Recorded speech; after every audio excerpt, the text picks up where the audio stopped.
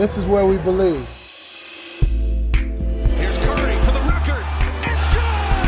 There it is! Hey, this is Ron TMC right here. Me, Molly, Mitch. I just want to say thank you all, and as always, fuck everybody else. I love you. They're on top of the NBA world. Bonjour, bonsoir, bienvenue dans Retro Warriors, déjà le 7e épisode de ce podcast qui parcourt l'histoire de la franchise des Golden State Warriors. C'est toujours autant un plaisir de passer derrière le micro pour vous raconter les hauts, les bas de la franchise et aussi pour s'arrêter sur des gens qui ont marqué les Warriors. Si je vous demande comme ça de me citer quelques joueurs importants, c'est normal, on va retrouver du Will Chamberlain, du Rick Barry ou encore du Nate Thurmond, que des noms qui surplombent le Chase Center, mais parmi ceux dont le maillot est retiré, on oublie souvent le numéro 14, celui de Tom Meschery, joueur des années 60, qui est celui que l'on surnomme The Mad Russian. C'est ce que je vous propose d'explorer avec moi pendant ces prochaines minutes. Allez, faites péter la moustache et votre défense de fer, je vous emmène quelques années en arrière. Tomislav Nikolaevitch Mecheryakov. Rien que pour prononcer son vrai nom, j'ai dû recommencer l'enregistrement 5 fois. On va utiliser son nom d'usage, si vous le voulez bien, au fil de cet épisode. Quoi qu'il en soit, de parents russes, comme l'indique son patronyme, Tomislav est né le 26 octobre 1938. Non pas en Russie, mais en Chine, à Harbin, où son père et sa mère avaient émigré pour fuir la révolution de 1917. Tom vient d'une famille de nobles, sa mère, Maria, avait notamment des liens avec des personnalités politiques qui étaient, pour le dire vite, persona non grata en Russie à ce moment-là, quand Lénine et les bolcheviks ont pris le contrôle. Tom est donc très jeune quand la Seconde Guerre mondiale éclate. Les tensions ne faisant que monter entre le Japon voisin et la Chine, la famille Mecheryakov se dit qu'il est temps d'émigrer à nouveau. Le père décide alors de rejoindre les États-Unis par ses propres moyens. Voilà, ça fait 2 minutes que le podcast a commencé. Je vous ai déjà parlé de Chine, de Russie et bientôt des États-Unis, puisque c'est là-bas que le père décide d'émigrer par ses propres moyens. Donc, il va au plus court. Il pose ses valises en Californie, à San Francisco. À peine arrivé, il apprend que sa femme et son fils se sont fait capturer par les Japonais et qu'ils ont été internés dans un camp au Japon près de Tokyo. La situation restera telle quelle jusqu'à la fin de la guerre. C'est d'ailleurs au cours de ce séjour que le jeune Tomislav apprendra à parler l'anglais, ce qui lui sera bien utile par la suite. Parce que dès le conflit terminé, Tom et sa mère n'ont qu'un seul objectif, rejoindre le père de famille à San Francisco. C'est ce qu'ils font, et une fois réunis, les Mecheryakov décident de changer de nom, de l'angliciser pour s'intégrer, et aussi parce qu'avoir un nom à consonance russe n'était pas du meilleur effet à cette période aux États-Unis. Du coup, Mecheryakov devient Mechery, et Tomislav se fait désormais appeler Thomas ou juste Tom. Voilà, j'espère que ça va de votre côté, ça va déjà très vite, mais vous allez voir, la vie de Tom Mechery est vraiment incroyable. Après ce début, disons, mouvementé, Tom va pouvoir entamer une enfance un peu plus conventionnelle. Cela passe notamment par la scolarité, mais dans ce monde merveilleux de la cour d'école, Tom se fait harceler et il est mis à l'écart par les autres élèves à cause de son accent russe très prononcé, et même s'il maîtrise l'anglais, il est encore loin d'être tout à fait bilingue. Les retours à la maison en pleurant étaient réguliers. Mais Tom va trouver son épanouissement dans le sport. Dans le podcast Basketball History, Rick Loiazza raconte que c'est en jouant un jour au kickball que le jeune Tom a eu une révélation. Lors d'une partie de ce sport à mi-chemin entre le baseball et le football, Tom réalise un home run. Il frappe le ballon si fort qu'il a eu le temps de courir autour des 4 bases avant qu'un receveur ne renvoie la balle au capitaine. Il réalise alors ce jour-là que physiquement, il est bien au-dessus de ses camarades. Avec le recul, l'intéressé dira bien des années plus tard: Le sport a rendu ma transition en Amérique bien plus facile. J'essayais tellement de bien jouer, comme si je devais prouver que je pouvais être un vrai Américain. Et mieux je jouais, plus j'étais considéré comme un Américain. C'était devenu ma passion, j'étais obsédé par le sport.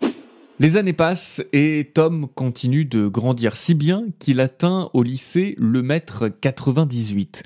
Au Lowell High School de San Francisco, il devient assez rapidement le maître à jouer de l'équipe de basket grâce à sa rapidité et sa coordination surprenante pour un garçon de cette taille. Après le lycée, il intègre la fac de Sainte-Marie où là aussi il réalise des prouesses dans l'équipe universitaire. Ses skills lui permettent de taper dans l'œil des recruteurs NBA. Arrive alors la draft 1961 et Tom Meschery est choisi en 7e position par les Philadelphia Warriors. L'ailier à la moustache déjà bien touffu rejoint donc une équipe qui s'apprête à quitter la ville de l'amour fraternel pour déménager à San Francisco. On imagine que c'est une très bonne nouvelle pour le Californien d'adoption.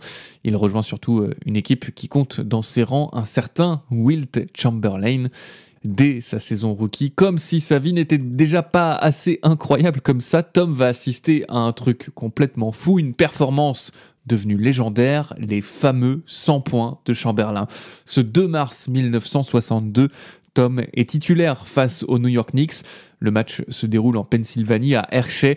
Et si ce moment est devenu aussi mythique, c'est forcément dû à la performance de zinzin de Wilt, mais aussi parce qu'il n'existe que très peu de traces, aucune vidéo, simplement une photo devenue iconique et cet enregistrement radio.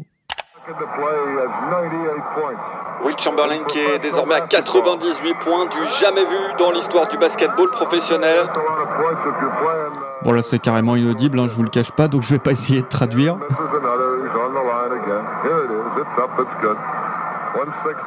167 à 146, les Warriors vont essayer de trouver quelqu'un rapidement. Rodgers fait la passe à Chamberlain, il essaie de se mettre en position, il shoot, c'est manqué. Rebond de Lukenbill, passe à Chamberlain, il shoot, c'est encore manqué. Nouveau rebond de Lukenbill, la balle revient, reclick qui la donne à Chamberlain, qui met le panier, il l'a fait. Il l'a fait, il l'a fait. 100 points, messieurs, dames, pour Wilt Chamberlain. 100 points pour Wilt Chamberlain.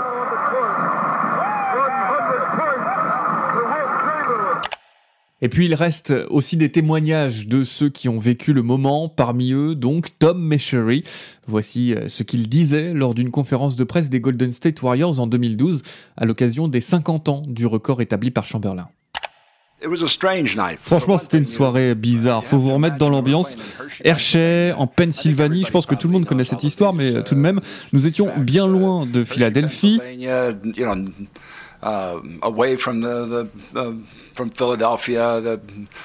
y avait une odeur chocolatée qui parfumait l'air ambiant, une toute petite salle. Il y avait quoi, 4500 personnes à tout casser. Aucun journaliste de grands médias, juste le gars du journal du coin. No reporters from any of the major media. There, just the guy from the local paper. Et ouais, Wilt enchaînait les paniers et je pense qu'aucun mec de l'équipe ne réalisait ce qui était en train de se passer jusqu'à ce que le speaker annonce 80 points, 82 points au début du 4e quart-temps. Là, on a réalisé que ça allait arriver. 80 points, 82 points or something like that going into the fourth quarter. And then we all realized that this was going to happen. And it was comical because et franchement, c'était comique parce que à partir de ce moment-là, tous les tirs étaient pour Wilt, toutes les passes allaient à Wilt. Chaque joueur des Knicks, eux, essayait que la balle ne lui arrive pas justement. Ils faisaient des fautes intentionnelles sur d'autres joueurs.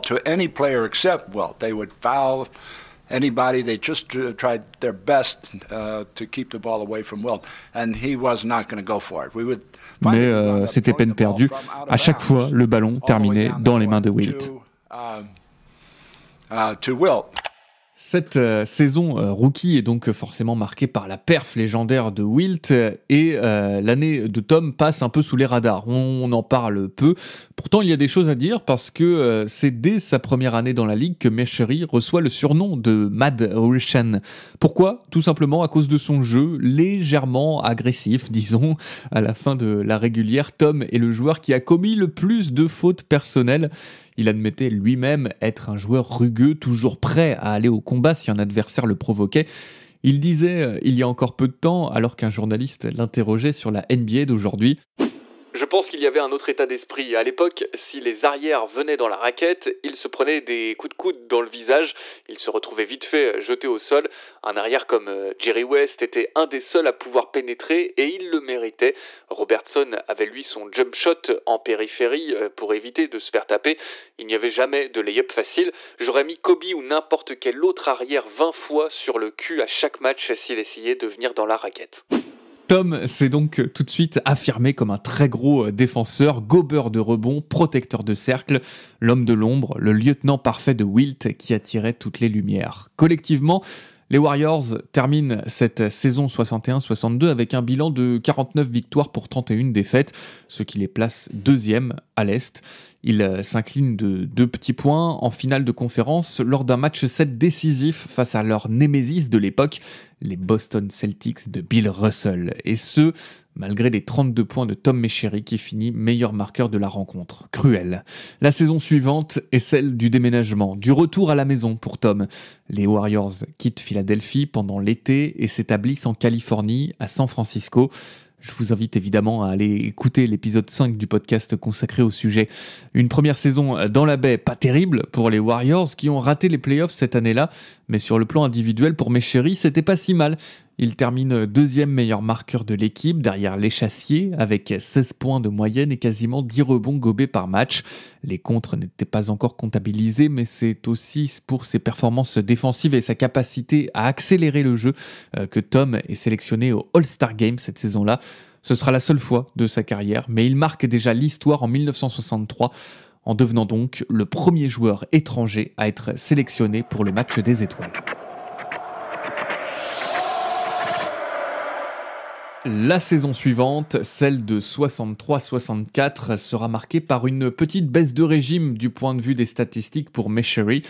13 points et 7 rebonds de moyenne. Mais ce qui est important, c'est l'équipe. Et de ce point de vue-là, tout roule, en régulière du moins, puisque les guerriers finissent premiers de la conférence Ouest et ils retrouvent en finale NBA leurs rivaux, les Celtics. Comme 2 ans auparavant, les Warriors s'inclinent et cette fois, pas d'embrouille.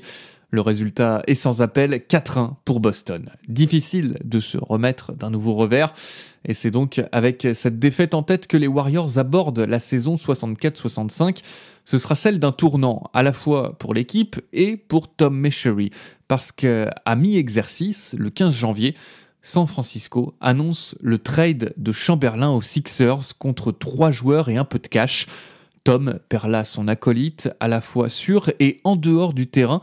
Il a raconté en 2017 à la journaliste Karen Given comment ils sont devenus amis. C'était lors de ma saison rookie, nous étions dans un avion pour Philadelphie. À l'époque, Wilt et moi étions célibataires. On a dragué tous les deux les hôtesses de l'air et Wilt a dit « Vous savez quoi, organisons un date commun ». Et j'ai dit « Ok, allons-y, c'est cool ». Sauf qu'en rentrant à l'hôtel, j'en parle à celui avec qui je partageais la chambre et il me met en garde. Il pensait que si ça se savait, je pourrais passer pour une sorte de proxénète qui ramène des filles à Wilt Chamberlain. À l'époque, il avait une sacrée réputation avec les femmes. Le fait que des gens puissent penser ça m'a horrifié, alors j'ai appelé Wilt tout de suite pour annuler. Le lendemain, on en a discuté et il a été tellement compréhensif à propos de cette situation qui, franchement, ne méritait pas un tel embarras. Dans tous les cas, c'est à partir de là qu'on a noué des liens et depuis ce jour, nous sommes restés amis jusqu'au jour de sa mort. Wilt n'évolue plus donc sous le maillot des Warriors et les résultats de l'équipe s'en font forcément ressentir. Les Warriors terminent cette régulière 64-65 avec un triste bilan de seulement 17 victoires pour 63 défaites et cela restera longtemps le pire résultat des Warriors. Le front office se cherche alors une nouvelle tête d'affiche, mais Tom n'a pas les épaules, pas l'étoffe d'une superstar franchise player. Lui, son truc, c'est de rester dans l'ombre, de prendre les coups et de les rendre sans broncher. Ça tombe bien, parce qu'un petit blondinet du nom de Rick Barry est drafté à l'intersaison, et lui, ça va bien lui aller de prendre la lumière. Dès son année rookie, il marque 25 points de moyenne. Tom, de son côté, retrouve un rôle qui lui va bien, qui ne se traduit pas trop dans les stats, même s'il tourne toujours en 13 points et 9 rebonds de moyenne sur 80 matchs joués. Malgré tout, c'est collectivement encore un peu court, et les Warriors ratent les playoffs. Ce qui ne sera pas le cas la saison suivante, même si les stats sont à la baisse. Tom participe grandement à qualifier les Warriors pour la post-season. L'équipe finit même la régulière en première position de l'Ouest et ira jusqu'en finale NBA. Mais ce n'est pas encore cette année-là que Tom aura une bague parce que en phase 2, les Sixers d'un certain Will Chamberlain, tiens, et victoire de Philadelphie 4-2.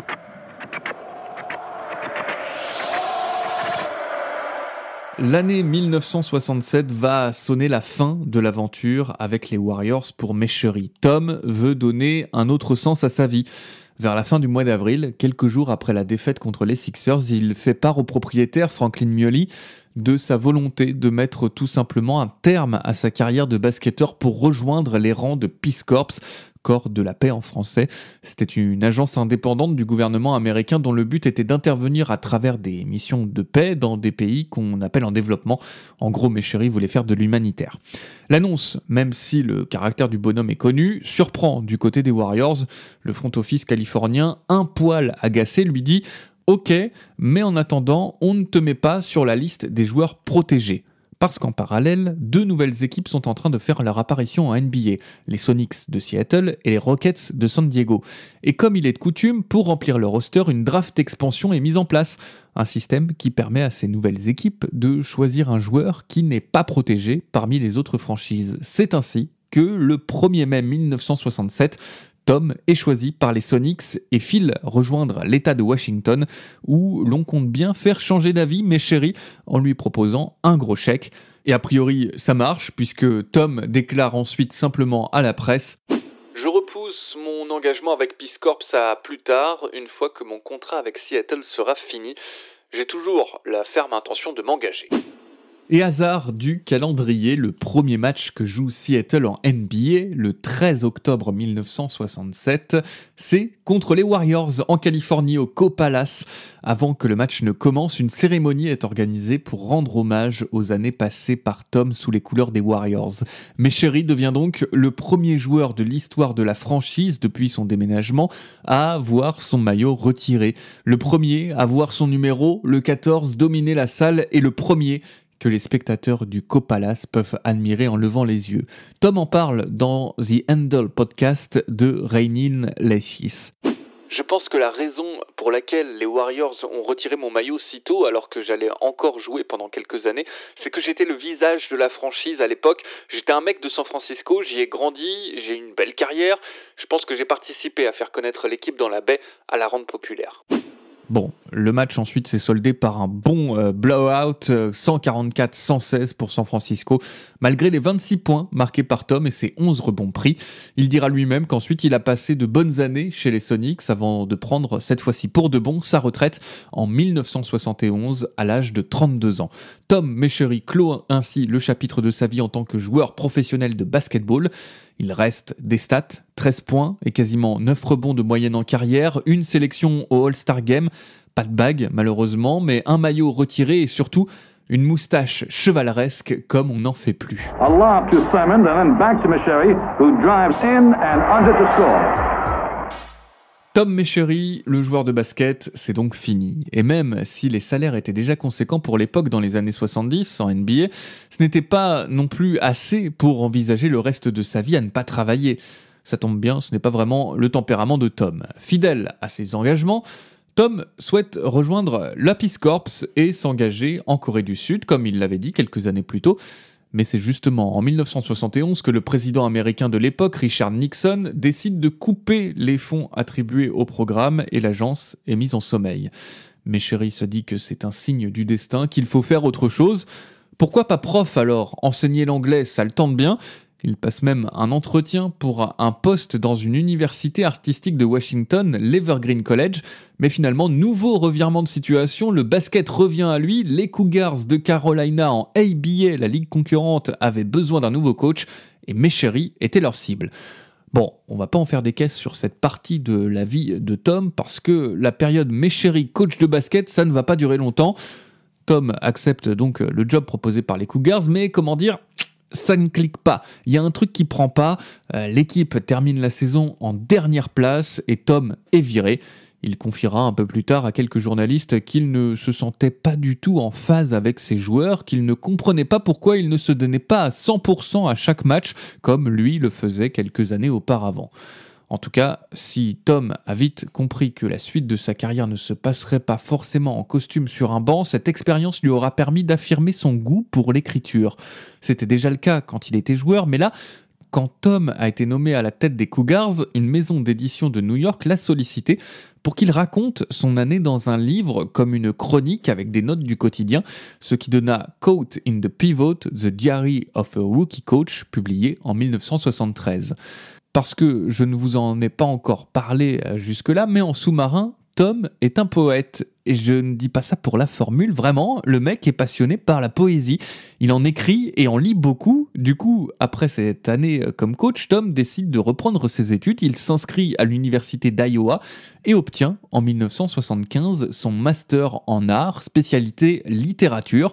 Un diplôme qui lui permet d'obtenir un poste de professeur d'anglais au lycée de Reno dans le Nevada. Et il aime tellement ça qu'il garde son poste jusqu'à sa retraite en 2005. En parallèle de l'enseignement, Meschery a publié de nombreux ouvrages. Tom écrit sur ses origines russes, sur le statut d'immigré et bien sûr sur le basket, des publications qui lui valent d'être introduit au Hall of Fame des écrivains du Nevada et dans la foulée en Californie au Hall of Fame des sportifs de la baie. Il a d'ailleurs écrit plusieurs poèmes sur sa ville de San Francisco. Au croisement entre Powell et Market, un tramway tourne sur un disque pour amorcer sa montée de Nob Hill, où les touristes apprendront ce que veut dire de laisser son cœur à une ville. Où la descente vers la baie vous laisse sans voix et la cloche des tramways peut être entendue par les bateaux.